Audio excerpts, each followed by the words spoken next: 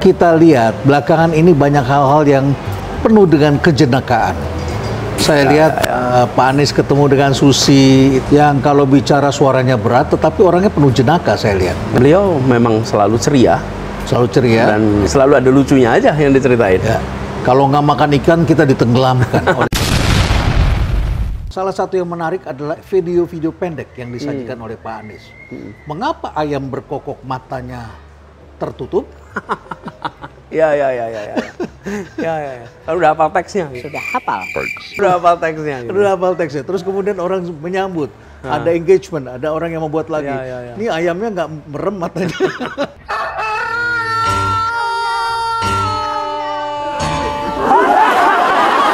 Saya mau tanya sama Pak Anies, lalapan apa yang bisa nyanyi?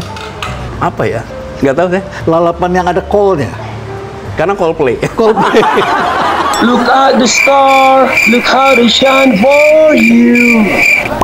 Coldplay. Pak Anies, kita juga bicara tentang persoalan yang dihadapi anak-anak muda hari ini. Ada berita belum lama ini ada cukup banyak anak Indonesia yang pindah kewarganegaraan di Singapura karena demi mendapatkan kehidupan yang lebih baik, dan mereka kemudian bekerja di sana. Di samping juga ada berita lagi, banyak sekali anak LPDP yang terikat kontrak tapi tidak pulang. Secara umum lebih banyak yang pulang daripada bertahan di luar. Lebih banyak yang pulang, lebih banyak yang pulang daripada yang bertahan di luar. Kemudian saya pun sering menganjurkan Pak kepada anak-anak yang kuliah di luar. Kalau mereka berangkat tuh saya selalu pesankan nomor satu, pasang peta Indonesia di kamar Anda tinggal. Pasang peta Indonesia di kamar Anda tinggal. Untuk apa? Setiap hari dia lihat wajah Ibu Pertiwinya.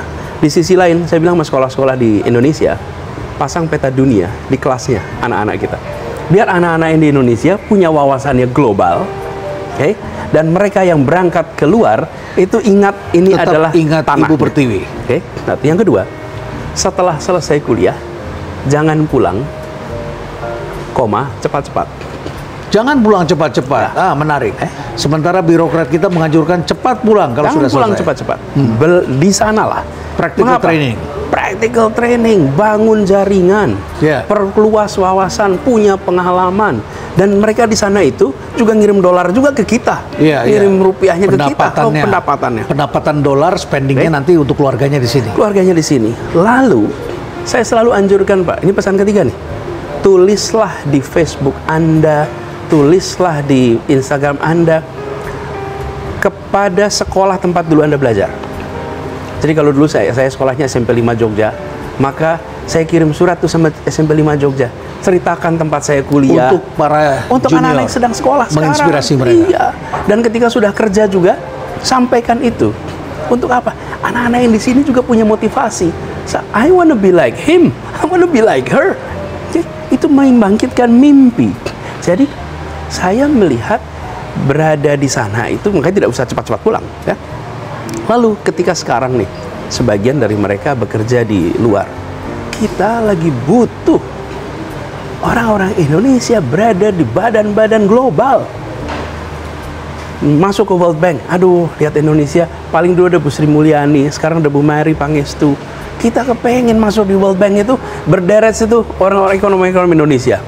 Kita datang ke UN orang-orang Indonesia. Kalau sekarang orang India di mana-mana. Pak, apa sih kalau dari Asia Tenggara, Filipina?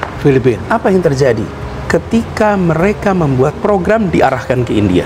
Ketika membuat kegiatan diarahkan ke Filipina. Karena orang-orang India ada di sana. Karena orang-orang India ada di sana.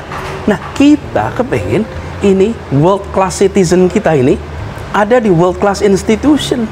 Konkretnya sebetulnya apa program yang bisa diberikan kepada Jadi beasiswa ini menurut saya harus jalan terus. Beasiswa harus jalan terus?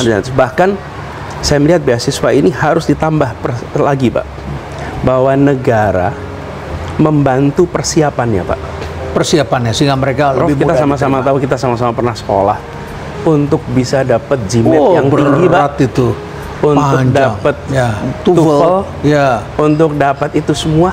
Kalau kita tidak membantu anak-anak dari keluarga prasejahtera, maka yang lulus seleksi-seleksi itu hanya adalah kelas menengah. Jadi program itu bukan hanya beasiswanya, tapi harus ada afirmasi di situ.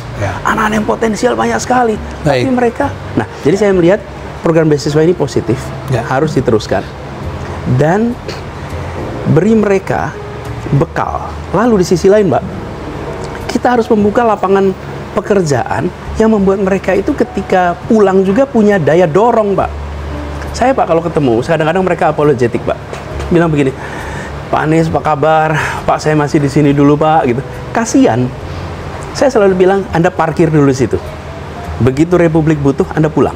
Saya yakin, Pak, kalau di sini kita tumbuhkan meritokrasi di badan-badan pemerintah, meritokrasi di badan-badan swasta. Mereka juga mau balik, kenapa sih mereka di sana? Ya, dan mereka itu yang terjadi dengan Cina, bukan dengan Tiongkok. Ketika ekonominya membaik, sistem lebih baik, kemudian diasporanya juga pulang. Dan sebetulnya, Pak, lebih unik adalah Park Chung Hee, Korea Selatan. Korea Selatan. Apa yang dikejar Pak Chung? Jadi begini, ketika perang Korea, sesudah perang Korea itu ada gelombang orang pergi ke Amerika dari Korea Selatan. Mereka pada sekolah di sana. Ya. Lalu Park Chung Hee membangun pembangunan ekonomi dan dia membutuhkan orang-orang Korea untuk pulang. Apa yang dikerjakan? Presidennya datang ke Amerika keliling kota-kota. Call for duty. Kami panggil Anda pulang. Dan dia bilang, kami belum kaya. Kami belum bisa kasih Anda gaji tinggi. Tapi kalau Anda pulang, kita bisa berubah. Jadilah 20 tahun kemudian Samsung, Hyundai, Kia, dan lain-lain. Nah, jadi, Pak, kita perlu siapkan itu, lalu panggil pulang. Mereka akan pulang kok. Pak, kalau kepala negara itu datang memanggil, tapi kepala negara memanggil itu begini, nih, kami akan mengerjakan ini nih. Mari pulang. Oh, datang.